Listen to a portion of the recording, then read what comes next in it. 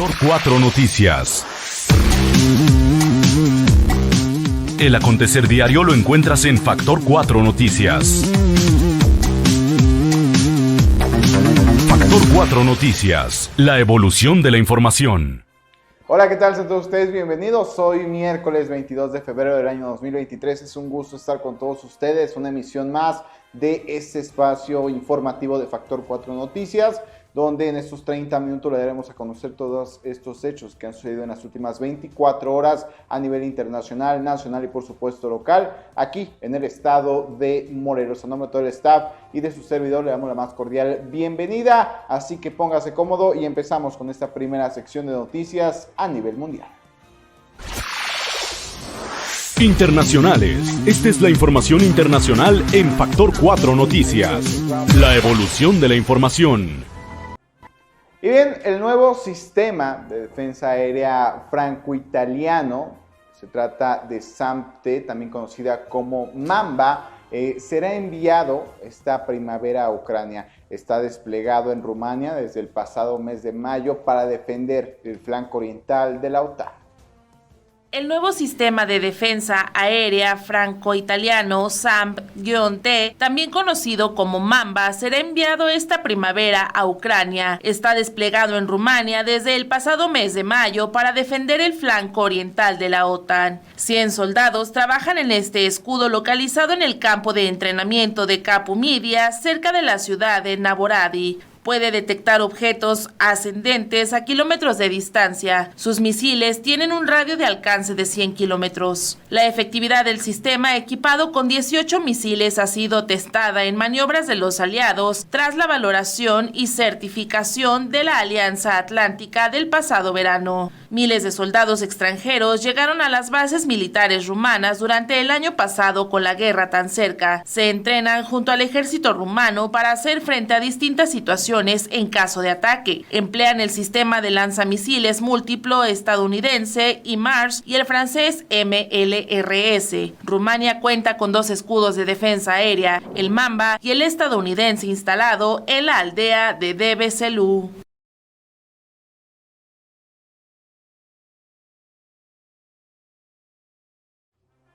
Por otra parte, la OTAN asistirá a Ucrania en la creación de un sistema propio para adquirir armas que sea efectivo para seguir defendiéndose de Rusia, al considerar que el presidente ruso, Vladimir Putin, se prepara para más guerra, casi un año después de iniciar esta invasión de Ucrania. La OTAN asistirá a Ucrania en la creación de un sistema propio para adquirir armas que sea efectivo para seguir defendiéndose de Rusia, al considerar que el presidente ruso Vladimir Putin se prepara para más guerra, casi un año después de iniciar la invasión de Ucrania. En la imagen simbólica de unidad comparecieron ante la prensa en la sede de la organización aliada su secretario general Jens Stoltenberg, el alto representante de la Unión Europea para Asuntos Exteriores Josep Borrell y el ministro ucraniano de Exteriores Dmytro Kuleba para hablar de las necesidades más acuciantes de Ucrania ante el recrudecimiento de la ofensiva rusa que espera en primavera. Durante su reunión acordaron que la OTAN, Ucrania y la Unión Europea convoquen a un grupo de expertos en compra de armas para ver de qué forma pueden ayudar a Kiev a garantizar que obtengan las armas que necesita, explicó Stoltenberg. Nadie está atacando a Rusia. Rusia es el agresor. Ucrania es la víctima de la agresión, aseguró en su alocución a la empresa Stoltenberg. Solo unas horas después de que Putin anunciara su discurso sobre el estado de la nación ante ambas cámaras del Parlamento ruso, el primero desde abril de 2021, en el que volvió a arremeter contra Occidente. Para Stoltenberg, es el presidente Putin quien ha empezado esta guerra de conquista imperial y es Putin quien sigue escalando la guerra. Un año después de la invasión rusa, no vemos señales de que el presidente Putin se esté preparando para la paz. Al contrario, como ha dejado claro hoy, se está preparando para más guerra, recalcó el político noruego. Stoltenberg también afirmó que la OTAN cada vez está más preocupada porque China puede estar planeando proporcionar apoyo letal a Rusia y consideró que ese paso sería peligroso para nuestra propia seguridad y para todo el mundo. Kuleba, por su parte, dijo que todo lo que China ha hecho y seguirá haciendo en el contexto de la agresión rusa contra Ucrania, si dejamos a un lado la retórica política y miramos las acciones, debe centrarse en defender el principio de la integridad territorial. Borrell afirmó que pese a que China asegura que no proporcionará armas a países en guerra como parte de su política exterior, debemos permanecer vigilantes. Stoltenberg señaló que debemos dejar claro que el futuro de Ucrania está dentro de la familia euroatlántica y apuntó que cuando acabe la guerra será necesario crear disposiciones a largo plazo para la seguridad ucraniana a fin de garantizar que Rusia no siga minando la seguridad europea y de romper el ciclo de agresiones rusas. Así que la OTAN continuará apoyando a Ucrania el tiempo que sea necesario y seguiremos trabajando estrechamente con la Unión Europea para ello, indicó. Kuleva señaló que durante la reunión de hoy, la OTAN, la Unión Europea y Ucrania se comprometieron a responder a 3 cuestiones principales: cómo entrenar a los soldados ucranianos, cómo producir y comprar armas y munición y cómo entregarlas en el campo de batalla de forma más efectiva. El ministro ucraniano confió en que el formato Ucrania-Unión Europea-OTAN siga funcionando con regularidad y apreció que Stoltenberg vaya a trabajar para ayudarnos a crear un sistema nacional de adquisiciones eficaz. Kuleva afirmó que ha llegado el momento de que diplomáticos de alto nivel y funcionarios entren en detalles a fin de construir un mecanismo más eficiente que espera que agilice la cooperación entre productores, contratistas y beneficiarios. Ese es el triángulo en el que las cosas tienen que ser fluidas y racionalizarse. La capacidad de producir está ahí, la capacidad de suministrar está ahí, así que necesitamos coordinación para las entregas, puntualizó. En cuanto al apoyo de la Unión Europea a Kiev para ayudarle a adquirir armas, Borrell se mostró favorable a utilizar el Fondo Europeo de Apoyo a la Paz, que los 27 han utilizado desde el inicio de la guerra con ese objetivo, y pidió a los Estados miembros voluntad política para que se aporten más dinero. Precisamente, los ministros de Exteriores de la Unión Europea discutieron ayer el plan de Estonia para comprar conjuntamente munición por un valor de 4.000 millones de euros. Sobre la suspensión del cumplimiento por parte de Rusia del nuevo START o START 3, último tratado de desarme nuclear aún vigente entre Moscú y Estados Unidos, Stoltenberg dijo que considera que la arquitectura de control de armas ha quedado desmantelada. Lamentó la decisión de Rusia e instó a Moscú a reconsiderarla y a respetar los acuerdos existentes. Es otra prueba de que lo que está haciendo Rusia es demoler el sistema de seguridad que se construyó tras el final de la Guerra Fría.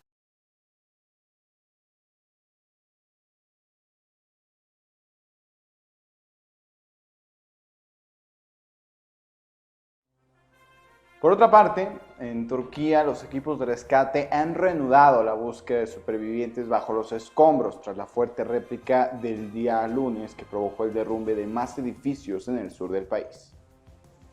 En Turquía, los equipos de rescate han reanudado la búsqueda de supervivientes bajo los escombros tras la fuerte réplica de este lunes que provocó el derrumbe de más edificios en el sur del país. Los edificios ya debilitados por los devastadores terremotos de hace más de 2 semanas tenían pocas posibilidades de no sufrir daños. En la provincia de Hatay, la residencia de la Facultad de Arquitectura de la Universidad Mustafa Kemal ha sido destruida por el reciente temblor. Solo ha quedado la escalera de incendios. Tampoco ha habido respiro a lo largo de la frontera turca con Siria. Los terremotos del lunes, uno de 6,4 grados, provocaron pánico y al menos 8 muertos. Uno de los hospitales locales no está operativo tras haber sufrido algunos derrumbes. Los pacientes menos graves han sido evacuados a un hospital de campaña frente al centro sanitario. Una de las preocupaciones para los supervivientes es la propagación de enfermedades. Muchas de las personas desplazadas por los terremotos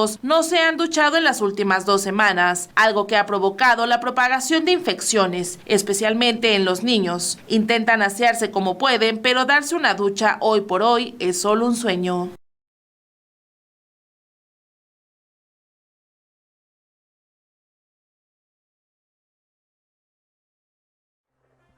Y bien, por otra parte, la operación israelí en Palestina dejó al menos 10 personas sin vida y más de 80 heridos. Desde comienzos de año, el conflicto entre el ejército israelí y los extremistas palestinos ha costado la vida de más de 50 personas, entre miembros de grupos armados y civiles.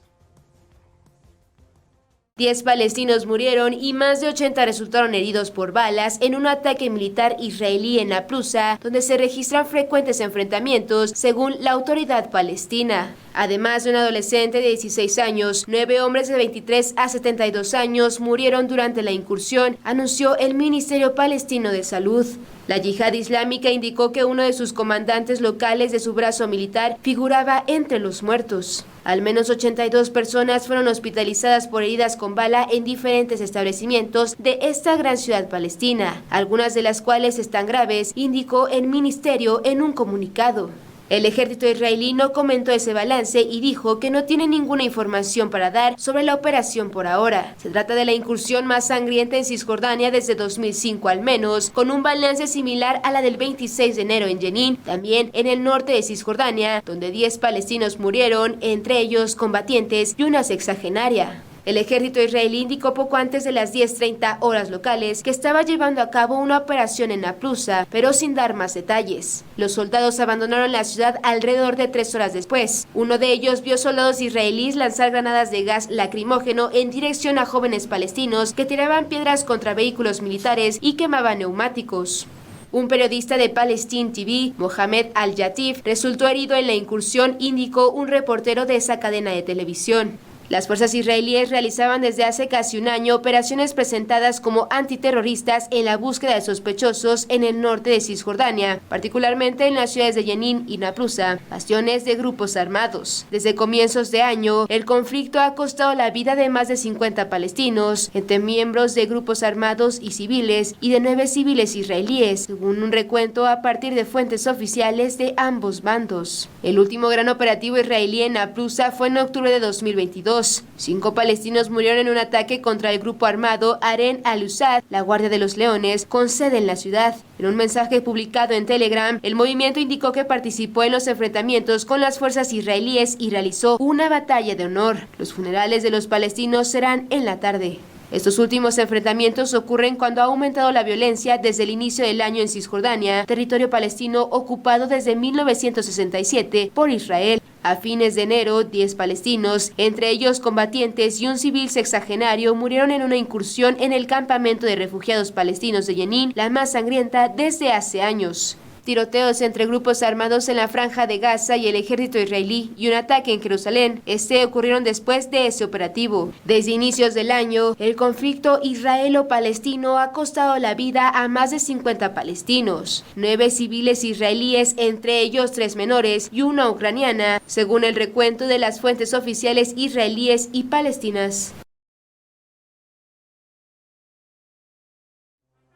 Así está información entre este ataque, este operativo en palestinos. Por otra parte, un alumno de 16 años apuñaló mortalmente este miércoles a su profesora de español de solamente 50 años de edad en el Colegio Santo Tomás de Aquino de San Juan de Luz, en el País Vasco francés. Así es como lo ha indicado el gobierno. Veamos la información completa.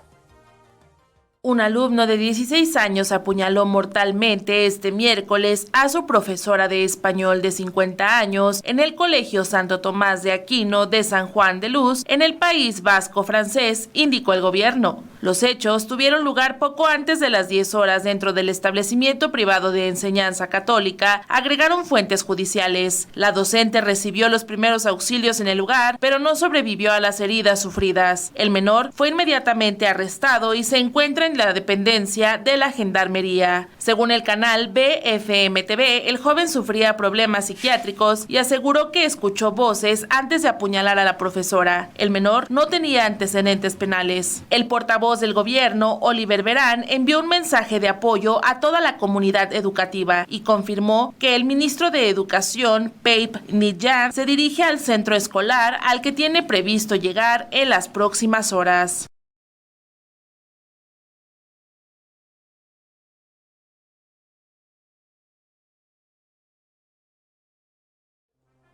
Así esta información de noticias internacionales, pero hay mucha más información en nuestro país. Nacionales. Esta es la información nacional en Factor 4 Noticias. La evolución de la información.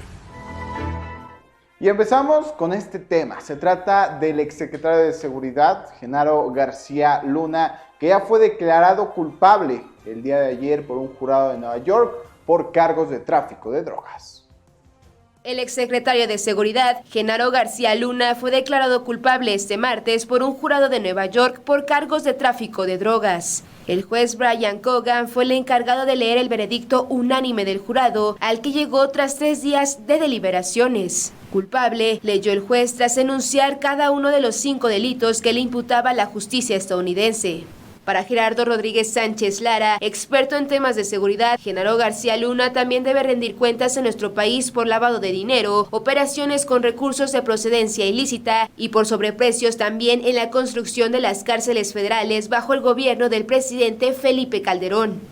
Rodríguez Sánchez Lara también opina que el gobierno de Estados Unidos en este juicio quiso exhibir lo que ya sabíamos, que había una colusión y existe todavía en algunos órdenes de gobierno. Colusión entre autoridades y bandas criminales para que puedan operar, ya la hipótesis de que la criminalidad organizada infiltra al gobierno, y eso ya quedó por los suelos. La hipótesis histórica es que siempre ha convivido el apoyo gubernamental y la criminalidad organizada. Para el experto en temas de seguridad, tanto México como Estados Unidos tienen que analizar todas las estrategias de combate a la delincuencia, pero también se tiene que pensar lo que Estados Unidos hace para reducir el consumo de drogas. Hay cientos de muertes por fentanilo en Estados Unidos. El problema empieza ya en Estados Unidos, lamentablemente. Esto es un llamado de atención al gobierno que, en su opinión, no debería de estar celebrando, sino planteando una reconstrucción del combate al crimen organizado que tiene tanto impacto como queda en evidencia, no solamente por este juicio, sino en muertes y desapariciones en México. Lo que se tiene que reformular absolutamente es que sean absolutamente promovidos quienes ocupen estos cargos y tengan lazos con el crimen organizado.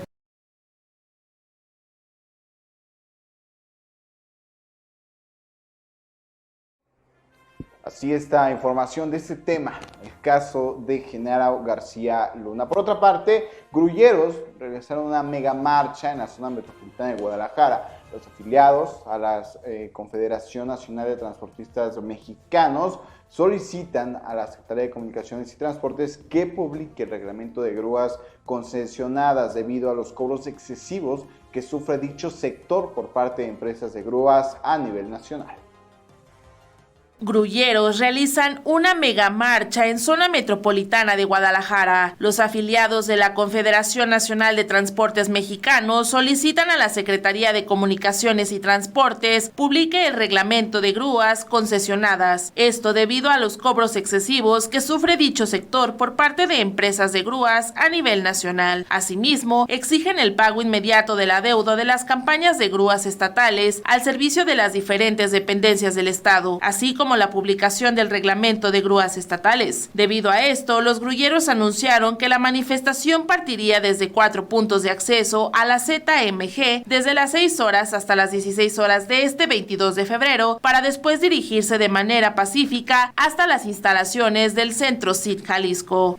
En un comunicado, la CONATRAM informó que partirían desde 4 puntos: autopista Zapotlanejo-Guadalajara, prolongación López Mateos hasta Lázaro Cárdenas, avenida Vallarta y Periférico hacia Lázaro Cárdenas, carretera Saltillo, prolongación avenida Alcaldede hacia la Secretaría de Administración y Secretaría de Movilidad. Sin embargo, la mañana de este miércoles, Diego Bolio, delegado de la CONATRAM en Jalisco, informó que debido a las complicaciones que presentaron el estacionar vehículos en algunos puntos donde pretendían iniciar, determinaron cambiar los sitios de reunión, por lo que el caso de la entrada a la prolongación López Mateos decidieron reunirse en San Agustín. Mientras que en la carretera Nogales, los manifestantes se estacionaron en las gasolineras ubicadas en las inmediaciones del Rancho Contento, esto con el objetivo de evitar menos congestionamiento vial.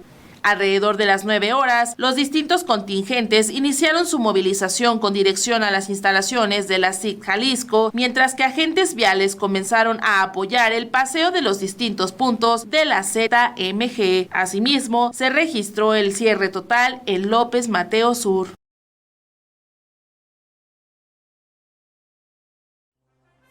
Así esta información. Y este lunes, 20 de febrero, Said Pichardo, cantante y exnovio de la actriz Livia Brito, fue detenido por agentes de la Secretaría de Seguridad Ciudadana de la Ciudad de México por posesión de armas, droga y fuertes sumas de dinero. Ante estos hechos, la actriz Livia Brito también ya subió un video a sus redes sociales explicando alguna parte.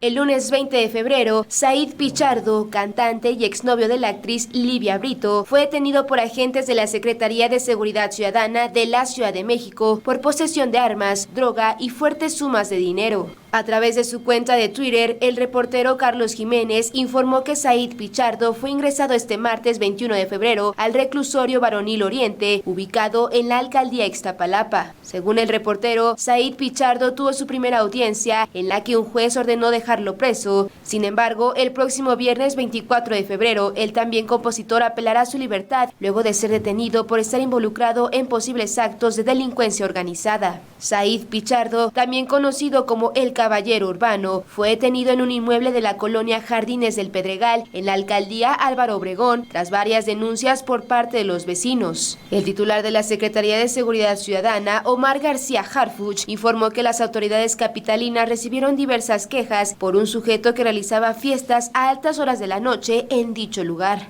Los vecinos reportaron que se veían personas armadas, así como comportamientos extraños, tanto al interior como al exterior del lugar, quienes amedrentaban a vecinos y gente que transitaba por la zona, detalló Omar García Harfuch. Tras una investigación, las autoridades realizaron un cateo en la casa del exnovio de la actriz Livia Brito, lugar en donde se aseguraron 10 millones de pesos en efectivo, armas de fuego, droga, un automóvil y 5 motocicletas, sin acreditar su procedencia legal. Por otro lado, el periodista Carlos Jiménez compartió que los sujetos armados que cuidaban la casa de Said Pichardo, también actor de telenovelas, siempre amedrentaba a las personas que pasaban por la zona. Óvulos todavía no están totalmente maduros para poder hacer el tratamiento. Muy buenas tardes, quería comentarles que como todos ustedes saben, yo tuve una relación hace más de 6 años con esta persona. Lo conocí como cantante, como empresario y no he sabido nada más de él, ya han pasado muchísimos años de esto. Y en otras noticias, me invitaron a los premios Lo Nuestro, ya lo había anunciado este 23 de febrero, pero el día de ayer fui con la cita al ginecólogo y me comentaron que mis óvulos todavía no están totalmente maduros para poder hacer el tratamiento médico, que me tengo que esperar un poco más y posiblemente el día 26 lo podremos hacer y les podré dar la noticia de que si Dios quiere estaré embarazada. Muchísimas gracias a Premios Lo Nuestro por haberme invitado. De verdad es un honor para mí. Ya tenía absolutamente todo preparado, pero si Dios quiere, pronto vamos a estar acariciando una pancita. Les mando muchísimos besos, los amo muchísimo y adelante. Muy buenas tardes, quería comentarles que como todos ustedes saben, yo tuve una relación hace más de 6 años con esta persona. Lo conocí como cantante, como empresario y no he sabido nada más de él, ya han pasado muchísimos años de esto. Y en otras noticias, Así esta información ya para finalizar con esta sección de noticias nacionales. A las 10:45 horas de ayer, estruendos de palos y piedras sorprendieron en el Congreso de la Ciudad de México. Eran integrantes del colectivo YECA que lanzaban objetos a las ventanas de las oficinas del Partido Acción Nacional en el recinto desde la calle Allende, rompiendo 6 cristales. A las 10:45 horas de ayer, estruendos de palos y piedras sorprendieron en el Congreso de la Ciudad de México. Eran integrantes del colectivo YECA que lanzaban objetos a las ventanas de las oficinas del PAN en el recinto desde la calle Allende, rompiendo 6 cristales. Después fueron a la puerta principal y lanzaron pintura para después también romper los cristales e ingresar al recinto legislativo. Aseguraron que protestaban contra la iniciativa que presentó hace una semana semana la diputada América Rangel, en la cual propuso que se considere como una injerencia ilegal que un adulto presione u obligue a un niño a adquirir una identidad sexual contraria a su identidad biológica. Cuando las activistas aún estaban fuera, los legisladores Ana Francis López Ballén y Temístocles Villanueva salieron del pleno y se acercaron a la puerta principal. Desde el lobby les ofrecieron diálogo, pero las activistas lo rechazaron. 2 minutos después empezaron a golpear con fuerza las puertas de cristal con 2 tubos. De golpe en golpe se fue estrellando el cristal y las esquirlas al brincar. Desde el interior, los elementos de resguardo del Congreso, visiblemente nerviosos, le pedían a los asesores de los diputados y reporteros que se encontraban en el lugar que se replegaran. Uno de los cristales de la puerta colapsó y una de las activistas aprovechó el momento para acercarse más y con megáfono en mano empezó a gritar: "Nos siguen asesinando y ustedes tan felices allá adentro, cabrones. Claro que se olvidan de nosotros y a nosotras que nos sigan asesinando, ¿verdad?". Siguieron golpeando con los tubos hasta que se dio parte de la herrería y Victoria Sámano saltó e ingresó al lobby, donde se hizo de palabras con los de resguardo e instantes después otras mujeres trans también saltaron. Las dos empezaron a discutir con los de seguridad, los de las cuales tenían extintores en las manos. Por un momento, un elemento de seguridad dejó un extintor en el piso y Victoria Sámano aprovechó para sujetar el cilindro con ambas manos. Forcejeó y resbaló cayendo de espaldas, tras lo cual salió parte del contenido del exterior y la otra activista lanzó un derechazo a otro de los guardias. Los elementos de resguardo las empujaron para que no pudieran entrar al pleno y volvieron a la puerta de salida, donde los elementos de seguridad les lanzaron el contenido de 2 extintores, lo mismo que a otros manifestantes que estaban del otro lado de la reja. La bancada del PAN manifestó en un comunicado que Zamorano actuó de manera tardía para solicitar el apoyo de las autoridades que permitieran garantizar la seguridad en el inmueble, pero por 1 hora después su visión pareció transformarse. Queremos dejar muy en claro que responsabilizamos al Partido Acción Nacional por el discurso de odio, intolerancia y antiderechos que varias y varios de sus integrantes manifiestan de manera reiterada en su trabajo legislativo y a través de las redes sociales. Desde ese momento queremos dejar muy en claro que vamos a impedir que avancen estas iniciativas y basadas en odio y discriminación.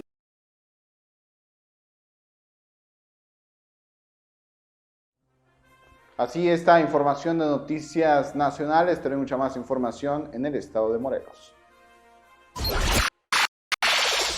Estatales. Esta es la información estatal en Factor 4 Noticias. La evolución de la información. Y empezamos con esta información porque debido a varias manifestaciones que se han registrado en varios puntos de Cuernavaca, José Luis Urdiostegui Salgado, edil del municipio de Cuernavaca, señaló que la Comisión Federal de Electricidad ha realizado una serie de modificaciones a las facturaciones, lo cual ha derivado en cobros sin sustento ni medición. Por tanto, el ayuntamiento interpondrá una demanda en contra de la paraestatal ante la Profeco.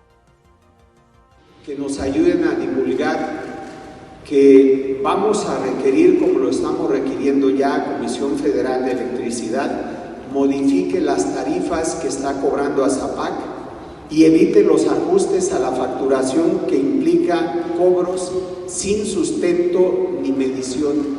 Por lo menos el 50% de las fuentes de abasto que tiene Cuernavaca no tienen medidores porque Comisión Federal de Electricidad los retiró hace años y no los ha vuelto a colocar. En estos casos, CFE cobra lo que estima conveniente sin que exista una medición real y les da oportunidad de hacer ajustes siempre hacia arriba que impiden también que ZAPAC cumpla con su obligación. Hemos instruido a la directora general de ZAPAC para que presente una demanda en contra de la Comisión Federal de Electricidad ante la Profeco porque afecta los derechos. Bien, por otra parte, sobre este mismo tema, José Luis Urdiostegui Salgado, presidente municipal de Cuernavaca, señaló que ya se llegó a un acuerdo con la Comisión Federal de Electricidad y se tendrá la reconexión a la energía eléctrica en 5 pozos. Además, se tendrá un análisis tanto en la administración del ZAPAC como en hacer eficiente el consumo de luz y con ello poder hacer ahorros en los pagos de este servicio. Primero les agradecemos que estén aquí, les pedimos nos ayuden a divulgar lo más pronto posible para que la población de Cuernavaca sepa que hemos encontrado ya una solución de fondo a esta problemática. Como saben, el Cabildo deliberó desde las 8:30 de la mañana sobre la necesidad de aportar recursos económicos a ZAPAC para cubrir el adeudo generado de diciembre del año pasado a enero y parte de febrero. Lo que hoy platicamos con los representantes de Comisión Federal de Electricidad va en dos sentidos. Uno, el compromiso de pagar y poner al día a ZAPAC para que de aquí en adelante sus finanzas sean saneadas. Y segundo, contar con el apoyo técnico de Comisión Federal de Electricidad para lograr una mayor eficiencia en el uso de la energía eléctrica y una disminución en el consumo para que los pagos mensuales no sean tan elevados. Me parece que esto es fundamental para que la población tenga la certeza que esta administración municipal dotará de agua a todas las comunidades. ¿Cómo se va a pagar en parcialidad? No, ya se abonaron en este momento 3 millones. Por otra parte, Mireya Gali Jorda, consejera presidenta del INPEPAC, anunció que se han reportado 15 denuncias contra varios actores políticos por iniciar presuntos actos de campaña anticipados. El instituto comenzará a integrar las carpetas y será el Tribunal Electoral quien realice estas sanciones. Todos hemos estado expuestos, las cuales califican como actos anticipados de campaña. Nosotros como autoridad electoral pues le estamos dando seguimiento a cada una de esas quejas, estamos sustanciando y estamos corroborando que el contenido de esas quejas sea el adecuado, de manera en que podamos contar con un proceso especial sancionador, mismo que tendrá que resolver en su momento el Tribunal Estatal Electoral.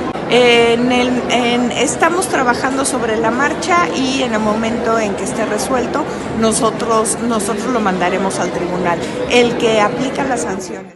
Bien, por otra parte, ya para finalizar, el rector de la UAM, Gustavo Urquiza Beltrán, declaró que de ser necesario o si persisten estos bloqueos en la ciudad de Cuernavaca, suspenderán clases de manera presencial, puesto que en estos días se ha registrado una baja afluencia de estudiantes y varios retardos. Pues sí nos afecta lamentablemente pues a todos los universitarios, ¿no? Pero hemos tratado de no suspender clases para no afectar precisamente a los jóvenes estudiantes, ¿verdad? Seguimos con actividades lo más normal posible. En algunas unidades académicas pues llegan un poco tarde. Se les está considerando, por ejemplo, los trabajadores administrativos que tienen que checar, pues en personal se les justifica la tardanza, ¿no? O sea, ser flexibles en esa parte, ¿no? La universidad pues, está consciente, ¿no? De los problemas que nos causan estos bloqueos. Nada más aquí en el Campus Chamilpa me están informando que es en técnicos laboratoristas, es donde no han llegado estudiantes, entonces los padres de familia pues están preocupados porque son menores de edad, ¿no? Pero nosotros... Y con esta información terminamos el día de hoy. Muchas gracias a todas las personas que nos sintonizaron, que pasen una excelente tarde y nosotros tenemos una cita el día de mañana aquí en Factor 4 Noticias, la evolución de la información.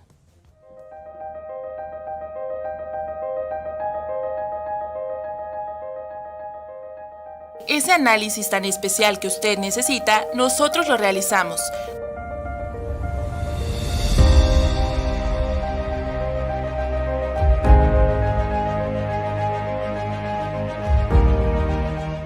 Contamos con PCR COVID-19, antígeno COVID-19, exámenes de rutina como biometría hemática, química sanguínea, pruebas especiales como perfiles hormonales, análisis de biopsias, tamiz neonatales, ultrasonidos, rayos X y mucho más.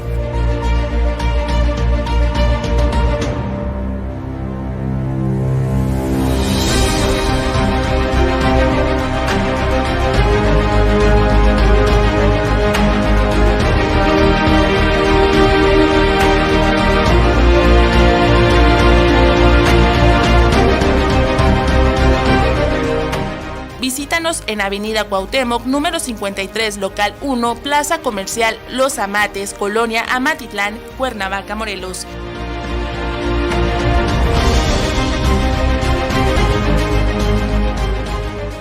Mándanos un WhatsApp al 777-222-8726. Trabajamos con responsabilidad, calidad y seriedad. Interlab, tu laboratorio de confianza. Factor 4 Noticias.